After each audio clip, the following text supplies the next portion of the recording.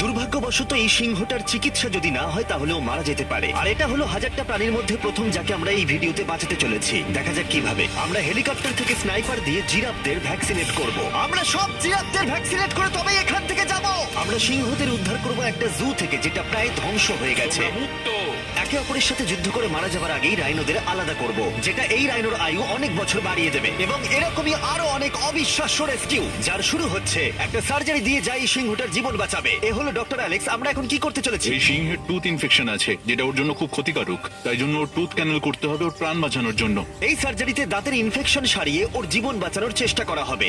ওর ঠোঁটটা একটু ধরবে তুমি এইভাবে। ও মাই গড, দেখো ওর দাঁতের তো খুবই খারাপ অবস্থা। আর যদি এই ইনফেকশনের চিকিৎসা না করা হয় তাহলে আস্তে আস্তে এই ইনফেকশন ওর হার্টের ক্ষতি করে একদম দেবে। ঠিক। আচ্ছা, ও যদি জেগে যায় তাহলে কি হবে? ও আমার আঙুল কামড়ে দিতে পারে। ও, আর আমার আঙুলটাও। হ্যাঁ হয়ে গেছে, ও একদম ঠিক আছে। চলো ওকে মুক্ত করো। এখন সিংহটা সুস্থ